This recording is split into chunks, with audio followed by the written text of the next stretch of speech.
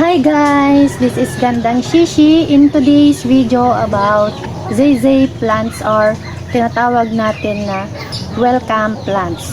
Ngayon, isi-share ko sa inyo yung 6 na complete care guide and tips ng zay or welcome plants.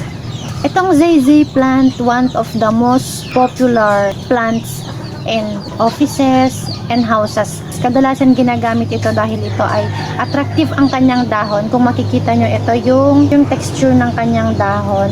Mas popular ang kanyang pangalan na welcome plant sa ating lugar or provinces.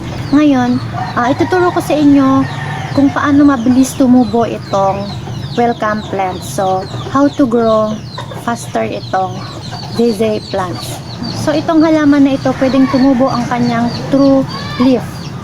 And mas maganda, mas mainam na kung magpatubo tayo is kasama na yung stem para mabilis lang. In almost sa 4 weeks, 100% buhay na itong welcome plants. Ngayon, meron akong isang tip sa inyo na pag gusto natin i-boost o faster grow itong welcome plants, gustong-gusto pala nito ang soda water. Isa siyang fertilizer ng halaman na pwede itong i-boost na para mabilis tumubo itong lahat ng klase ng plants natin. And soda water contains hydrogen, oxygen, potassium, sodium. Tumutubo mabilis ang ating halaman dahil meron itong presence of sugar. Amazing itong plants na to kasi meron pala itong dalawang gender, kumbaga parang sa tao, gender, ano yung gender natin, and itong hawak ko ngayon is babae. So, paano natin napapansin na itong halaman na ito is girl or boy? Matitrace natin agad kung ito ay girl or boy. Pagdating naman ng girl, ang palatandaan natin is itong dahon. Itong dahon is maliit lang siya, maliit, maiksi. And yung boy naman is malaki ang kanyang dahon. And ngayon, isi-share ko na sa inyo itong 6 na care and tips ng zay plants or welcome plants. Number 1, water. Itong zay plants, araw-araw didiligan natin to every morning lamang. So, sa akin kasi every morning yun lang yung daily routine ng aking plants. Every morning ko lang silang dinidiligan and never na ako magdilig ng hapon. Kasi ang morning nakaka-prevent siya ng pest diseases ng ating plants. And itong zay plants kailangan dry out ang kanyang soil bago natin ito diligan. So every morning kasi pagdating ng gabi magdadry na itong soil. So morning kailangan na natin i-diligan ito.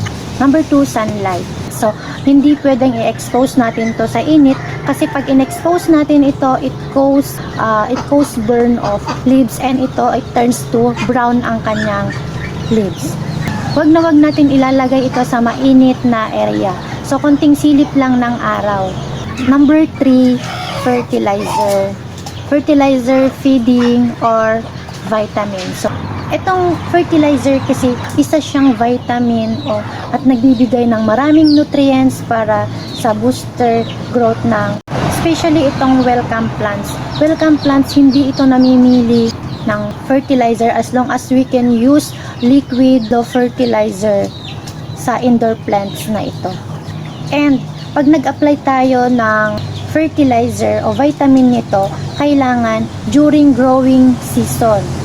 And ito na, and ibibigay ko na sa inyo yung buwan, kung anong buwan tayo pwedeng maglagay ng fertilizer nito. Not every month maglalagay tayo, not just like other plants na pwede tayong maglagay every month. Ito is meron siyang indicated month kung kailan pwedeng lagyan ng fertilizer. Itong welcome plants. Magi-start ito ng summertime.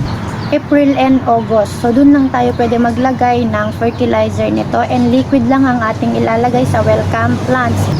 Pwede rin kayong gumamit ng mga organic fertilizer. Kung anong meron kayo, homemade organic fertilizer, pwede natin gamitin sa plants na ito. Number 4, temperature. Temperature or average between 65 to 75 degrees Fahrenheit lang ang kaya nitong init nitong welcome plants. Kailan pag mainit ang klima sa atin, i-mist natin ang kanyang dahon. So from the word mist, kailangan meron tayong sprayan natin itong kanyang dahon para iwas malanta o mamatay. ganito ka-spoiled itong welcome plant. So, kailangan pag mainit, pagtuunan natin ng pansin, kumuha tayo ng spray, kung yung anong meron kayo dyan, kung pwede rin naman yung kamay natin, isusok na lang sa water, sprinkle na lang, kung muna tayong spray. Kailangan spray natin yung tubig para bumaba yung kanyang temperature if masyadong mainit. Number 5, pruning, grooming, and maintenance ng ating plants, especially itong welcome plants. Kailangan lagi nating papansinin kasi meron itong mga natutuyong dahon, nalalaglag na lang minsan kung di natin mabantayan, and kung meron kayong makitang magda-dark na yung dahon, tatanggalin na natin agad para hindi na ito makikihati pa sa nutrients of vitamin na ilalagay natin dito sa welcome plants na ating indoor. Number 6, kung ang tanong nyo is toxic ba itong plants na ito, cancerous ba? No. Maraming nagsasabing itong plants na ito, it cause cancer from human beings when we touch or we have this, kung nagkaroon man tayo ng plants na ganito. Don't be worried and don't believe it, kasi itong plants na ito hindi tayo makakukuha ng cancer. Not cancer, yes. Kung toxic, yes, this is a very poisonous and toxic plants. And yun na nga ang number 1 natin ko sa inyo, mag-iingat na lang tayo when upon handling or pag ito ay nagtanim tayo, para hindi naman yung kanyang katas tumalsik lang sa ating mata or sa nahawa na ano natin, minsan din natin maiwasan na yung kanyang katas tatalsik sa ating katawan. And mag-iingat na lang tayo. I recommend you to use gloves. So kung wala tayong gloves, gamit na lang tayo ng recycled plastic kung anong available sa bahay natin. Nirepat natin itong halaman na ito. Ang benefits nito sa atin, itong zay plant, pagka nasa loob ng bahay natin or nasa bedroom natin, air filter purifier itong halaman na ito. Ito yung itsura niya guys, itong welcome plants ko, and this is lady welcome plants, and ang ganda nga, ayan. So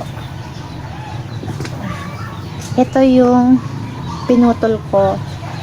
Bagong tubo ito, and ang gagawin ko dito, itong halaman na ito pwede natin i-propagate through water propagation, and after 4 weeks meron na itong kompleto na yung kanyang ugat. So pwede nyo nang i-transfer through pot, ipapat nyo na with soil, or gawin na lang siyang water propagation.